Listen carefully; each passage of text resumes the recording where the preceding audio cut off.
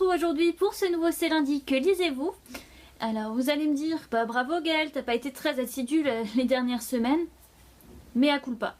Je suis d'accord, j'ai pas été assidue du tout, mais j'ai deux explications. Bah la première, j'étais très fatiguée, j'ai pas pris le temps de lire. C'est surtout ça en fait. Je n'ai pas pris le temps de lire le soir, je me couchais super tôt, du coup bah, je n'ai rien lu de la semaine. Et la deuxième, bah, c'était que ma lecture en cours ne me motivait pas plus que ça. Du coup, ben, quand on a une lecture qui ne nous motive pas, on n'a pas envie de prendre le temps de lire et du coup on lit pas. Logique.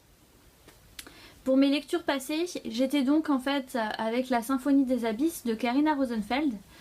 J'avais lu 60 pages et c'est toujours le cas actuellement. Voilà, c'est une lecture qui me tentait vraiment aux imaginales. Mais là, je sais pas si je suis pas dans la bonne période ou enfin, si c'est pas le moment ou si c'est vraiment l'histoire, mais je n'accroche pas du tout.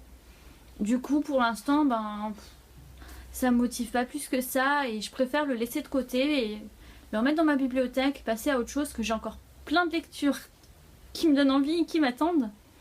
Donc plutôt que de, je vais pas dire perdre du temps, parce que c'est pas de la perte de temps, mais plutôt que de m'acharner sur une lecture qui ne me convient pas actuellement, j'ai préféré passer à autre chose.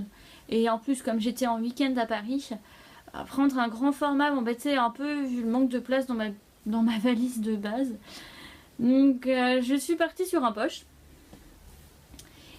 Et donc pour le poche, j'ai lu donc Cytheriae, c'est le tome 2 de l'archipel des Numinés de Charlotte Bousquet aux éditions Helios, non, aux éditions Mnemos dans la collection Helios, donc c'est la collection de poche qui est d'une qualité vraiment exceptionnelle. Les poches sont d'habitude au prix de 9,90 environ, mais c'est vraiment un super papier de qualité. Donc voilà, je vous fais la promo de cette collection, mais elle vaut le coup. En plus, regardez la couverture. Alors, vous allez me dire, c'est bien beau de nous vanter la couverture de ton amie Mélanie Delon, mais de quoi parle ce livre? D'un truc vraiment dégueulasse. Non, c'est pas vrai. En fait, il y a une vague de suicides qui est un peu inexpliquée dans la ville. Et il y a un écrivain public du nom de Nola qui va se mettre un peu à enquêter. D'un autre côté, il y a ses potes Orséo, voilà, c'est un journaliste, il faut aussi enquêter. Enfin, il y a une multitude de personnages. J'ai mis bien environ 80 pages avant de réussir à les resituer tous.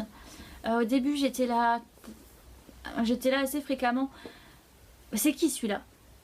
Et c'est qui par rapport à elle?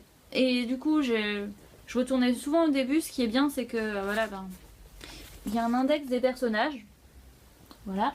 Donc ça, c'est vraiment pratique parce que quand il y a pas mal de personnages comme dans ce roman, ben, c'est bien d'avoir un index. Ça permet de resituer un peu tout le monde et moi, ça m'a vraiment beaucoup aidé. Alors l'écrit, bien sûr, ben, je sais pas si je vous l'ai déjà dit, donc c'est de la dark fantasy.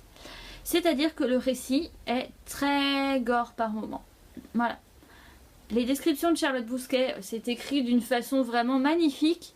Elle a une super plume pour décrire même ce qui est complètement dégueulasse. Ça, c'est un truc que je trouve complètement incroyable avec cet auteur. Mais voilà, bon, ça m'a pas empêché d'avoir des c'est dégueulasse. Mais bon, c'était vraiment une super lecture. Enfin, je sais que mes cousines avaient eu un peu de mal à rentrer dans l'histoire.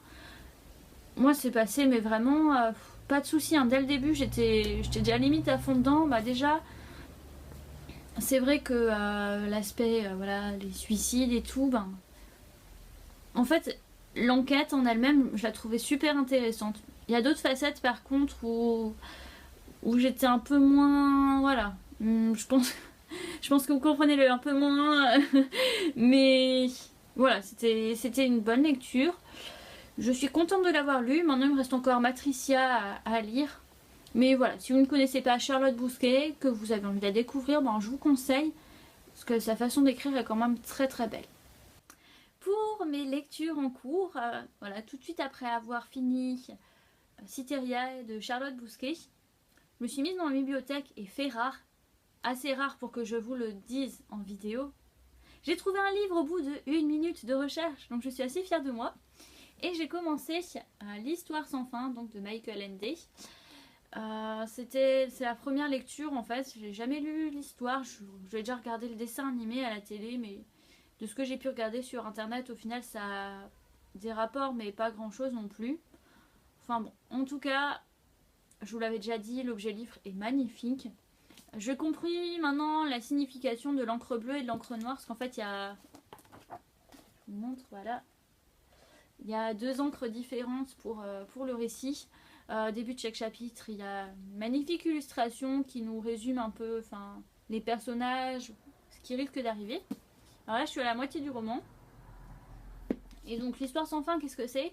Alors, c'est l'histoire de Bastien, un petit garçon de 10-11 ans qui est gros et qui est un peu la tête de turc de tous les élèves de son école.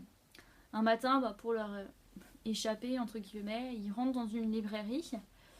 Et là, il y a un mec, je me souviens plus de son nom parce qu'on ne le voit au final pas beaucoup dans ce livre, qui lui dit qu'il aime pas les gosses et que il ferait mieux de dégager parce que de toute façon, il ne vendra rien.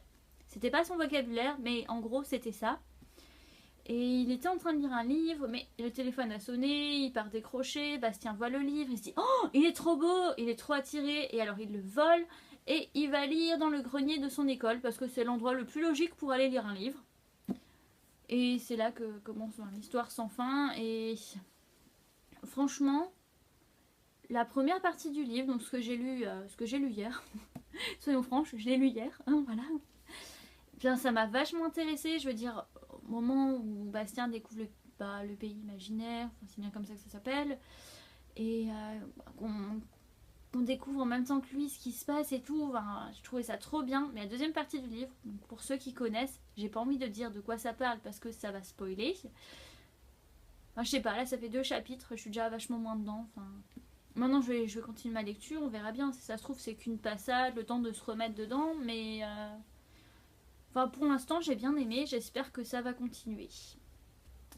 Pour mes lectures à venir, j'étais à la médiathèque et j'ai pu récupérer ma réservation.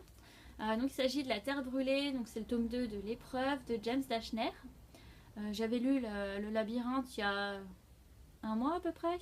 Ouais, ça fait 1 mois à peu près. Bref. Et là, ça va figurer vraiment parmi mes lectures, ma prochaine lecture. C'est sûr et certain, ce sera ça. Histoire de me changer un petit peu de l'histoire sans fin. Voilà, j'aime bien changer un peu, varier les genres, les styles, passer de quelque chose de noir à quelque chose de plus léger et inversement. Donc, ma prochaine lecture. Du coup, je vous souhaite de bonnes lectures. J'espère refaire un C'est lundi la semaine prochaine. Si je lis beaucoup cette semaine, ça devrait le faire. Mais dans tous les cas, je vous souhaite de passer une très bonne semaine, d'avoir de très bonnes lectures et à bientôt. Bye!